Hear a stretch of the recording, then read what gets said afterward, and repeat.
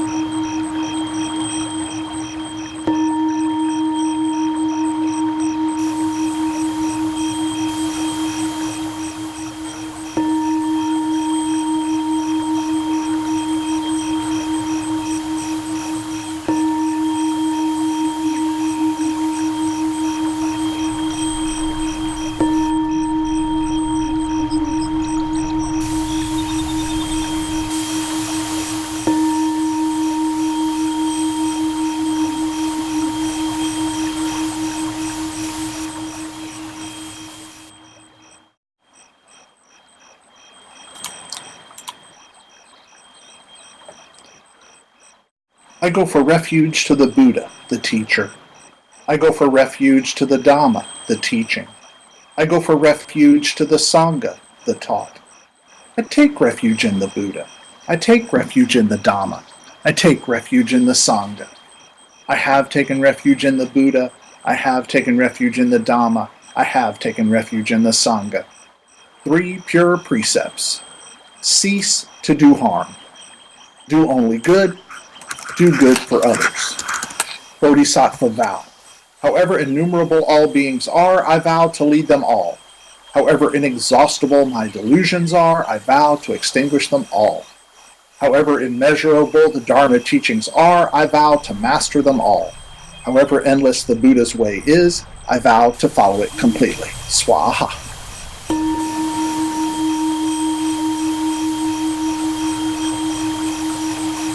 All right. So, just to kind of get ready for the new year coming up and kind of a direction we're going to try to take in the new year, I wanted to talk about faith.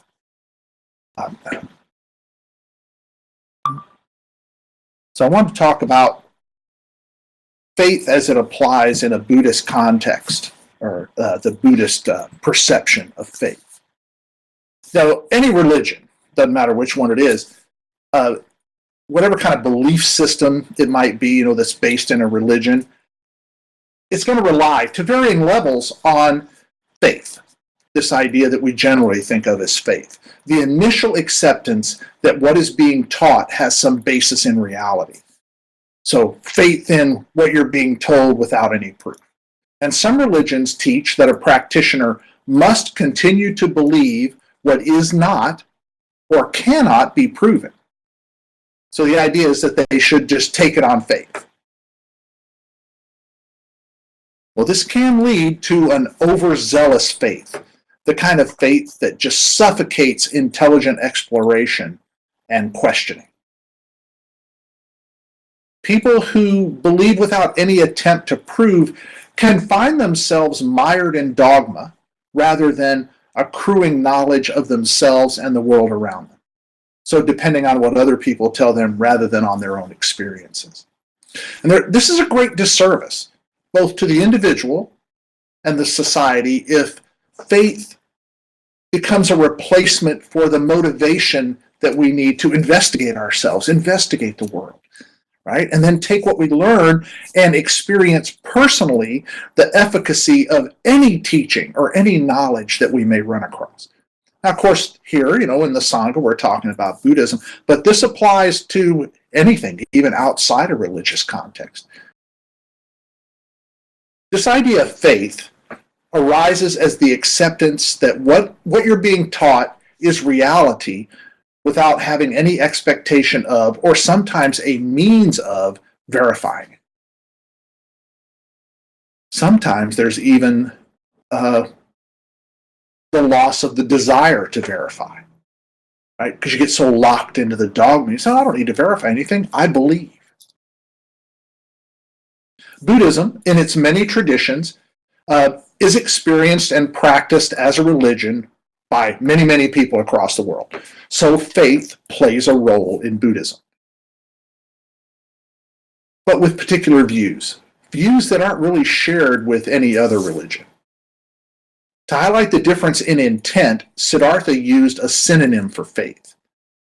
He used the word confidence. It's an interesting choice. Faith, confidence. Same intent, just from a different arising of insight.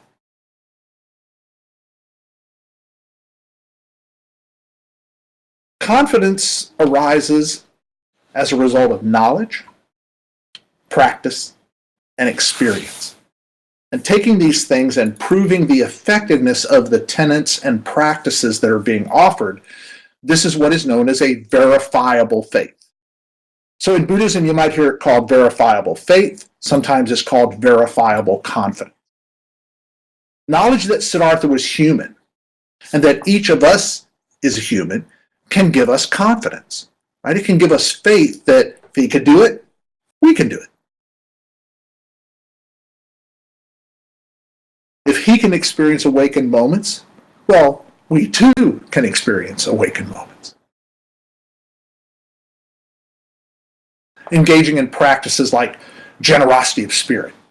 When we do that, we can experience that the good we do matters. Right? We can see it matters for us because it makes us feel good. Nothing wrong with that, as long as we don't, grasp onto it and hold on to it. But we also see that what we do that is good matters for our society because we begin to develop the awareness that we need to see these things happening, these causal consequences. Buddhism is a verified faith or verified confidence. There's a sutra, it's called the Nandiya Sutta, and in this, Siddhartha teaches this ideal of verified confidence. And this is what it says. There is the case where a disciple of the Noble Ones is endowed with verified confidence in the Awakened One. Indeed, the Blessed One is worthy and rightly self-awakened, consummate in knowledge and conduct, well gone, an expert with regard to the world, unexcelled as a trainer for those people fit to be tamed, the the teacher of divine and human beings, awakened, blessed. Furthermore, the disciples of the Noble One is endowed with verified confidence in the Dhamma. The Dhamma is well expounded by the Blessed One, to be seen here and now, timeless, inviting verification, pertinent, to be realized by the wise for themselves. Content with that verified confidence in the Dhamma, he does not exert himself further in solitude by day or seclusion by night. Furthermore, the disciple of the Noble Ones is endowed with verified confidence in the Sangha. The Sangha of the Blessed One's disciples who have practiced well, who have practiced straightforwardly, and who have practiced methodically, who have practiced masterfully. In other words, the 4 types of noble disciples, when taken as pairs, the 8 when taken as individual types, they are the Sangha of the Blessed One's disciples, worthy of gifts, worthy of hospitality, worthy of offerings, worthy of respect, the incomparable field of merit for the world.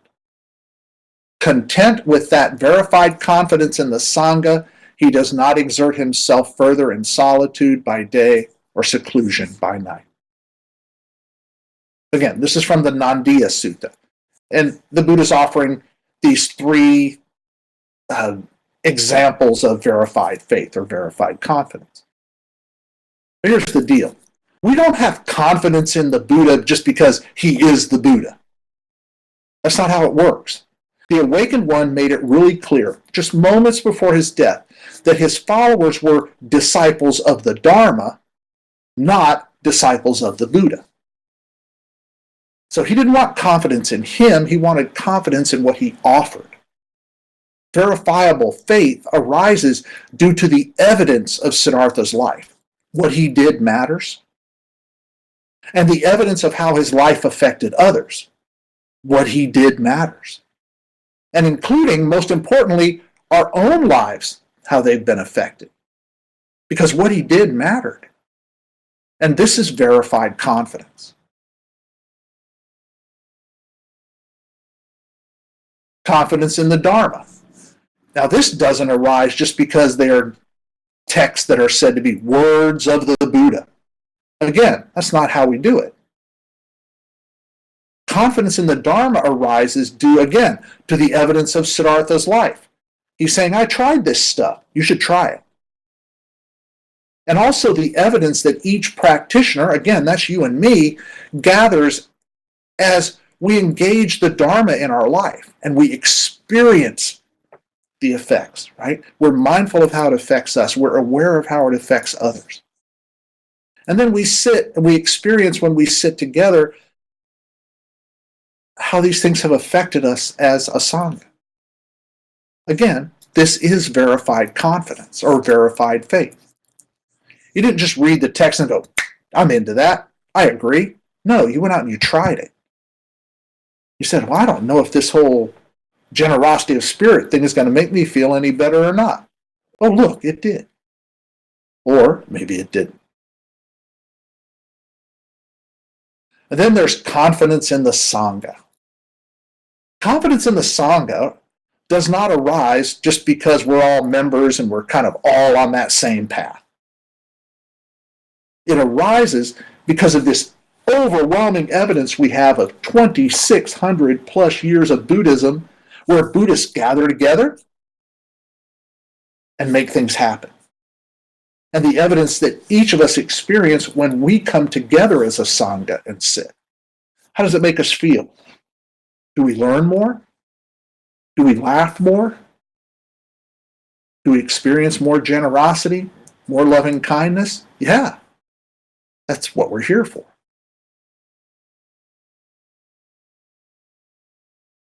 So in Buddhist practice, there is actually a concept of faith that is known as Shraddha. And Nagarjuna, a very famous scholar, a Mahayana scholar, he said this about Shraddha, quote, when one's mind is grounded in faith, one escapes doubt and regret. When the power of faith is strong, one can seize and espouse the Dharma. And this is called Dharma Santi, tolerance of the Dharma, patient acceptance of the teachings about the nature of reality, even though they are not yet within our grasp. Unquote. So again, points to confidence. Though there are aspects of the Dharma that we can't immediately experience, then as practitioners we have faith that we will eventually come to a full realization. It's an important word in there, we. Or you, if you want to look at it that way. We do all of this so we come to full realization. It's our responsibility. Right? We can have faith in ourselves, in our own ability to do this. And how do we develop that? Because we develop the confidence in that faith by the actions, the thoughts that we take as we practice, as we learn, as we experience. The Buddha's teachings do not begin with a leap of faith needed to affirm some metaphysical doctrine or theory. The Buddha never said, believe. What he offered in the beginning, or offers in the beginning, is to draw our attention to something we all care pretty darn deeply about. We don't want ourselves or others to suffer. So that was the Buddha's first draw. Everybody's suffering. Hey, I got a way out of this. So the Buddha's teachings don't ask us just to believe or to have faith in this Dharma that's being offered. Instead, a practitioner is told, go out, experientially verify what you learn by engaging the practice when dealing with situations that arise in your moment, in your life from moment to moment. So again, don't take my word for it, verify it. Because confidence in the Buddha is one thing.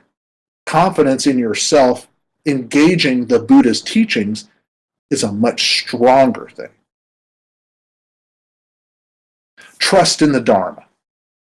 You do this in the form of faith or confidence. So this trust in the Dharma is useful in allowing us as practitioners to continue practicing, to continue studying, to continue thinking, and continue meditating, even when we haven't fully realized how worthwhile the effort is. Meditation's a good example of that. People might sit many times and every time get up and think, well, that didn't do much. But then that 25th time, that 30th time, the breakthrough happens and it all becomes clear and you verified your faith in continuing that practice until you reach that point. So a mature practice goes beyond faith in the Buddha's teachings, and it goes to confidence in the practitioner, again, you and me's, own experience gained from mindful practice and awareness of the effects of that practice. Buddhist practice doesn't ask you to just accept anything, even the reality of suffering. The Buddha didn't say, here, all human beings suffer, take my word for it. No, he said, look at your own life. Look at yourself. You'll see it. So instead, Buddhism offers teachings about the nature of reality, while it also offers ways that you can verify those teachings for yourself just by engaging. It says, here's appropriate view. This is what it's all about. You can try it or not try it, but for me it worked. Might work for you. But you won't know till you try.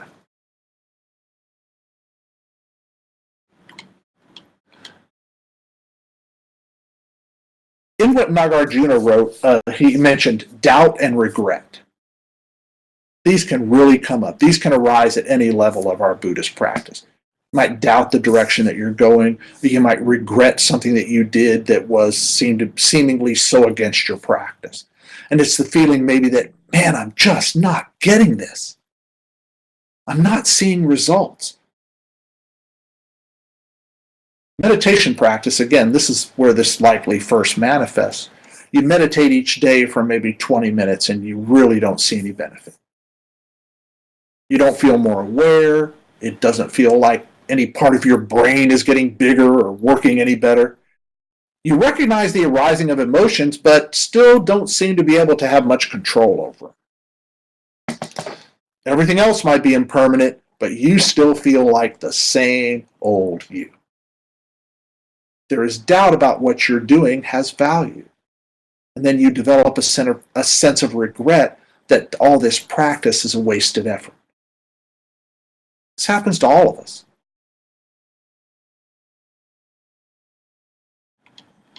Well, this sense of confidence that we're talking about today, this verifiable confidence, this is the kind of thing that will enable you to have the patience necessary to come to the realization that ideals like impermanence and not self and suffering are real. And that those same realizations can lead you to a more positive, wholesome personal character. And acting with compassion and selflessness may not have immediate recognizable positive results. But again, verified confidence allows you the time to develop the encompassing awareness that you need to realize them. You can be doing these things, practicing this Buddhist practice of, say, again, generosity of spirit. You are having a positive effect doing it, but it may take time before you're able to actually realize it, right? Actually verify that, oh yeah, it did have some positive effect. But again, it's up to you to develop that mindfulness and that awareness.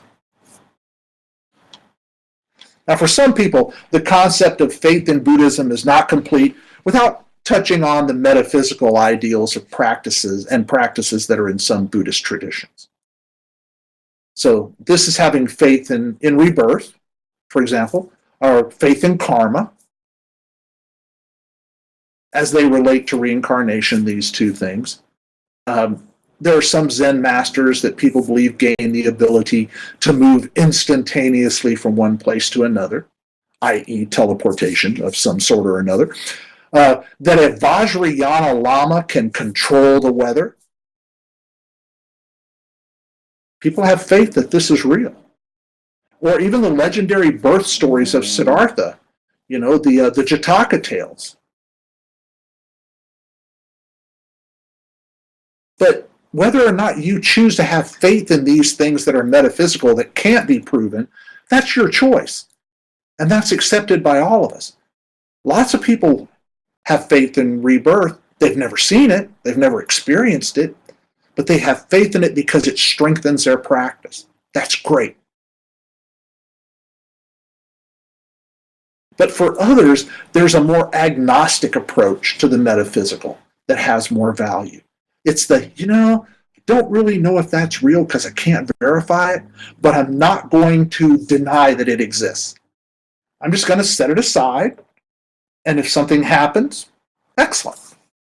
Because setting aside those concepts, we can focus on practices that have practical moment-to-moment value, right? Work on those, but we can remain open to the possibility that we may have to alter our view if we have some kind of direct evidence of something that we've kind of put in the agnostic file.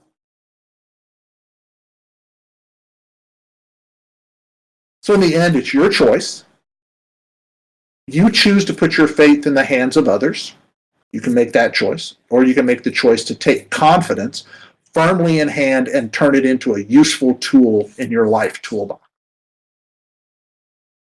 Actualizing verifiable confidence allows the arising of patience and the endurance that we need to really work through these Buddhist practices, to really learn and experience and engage them in our lives.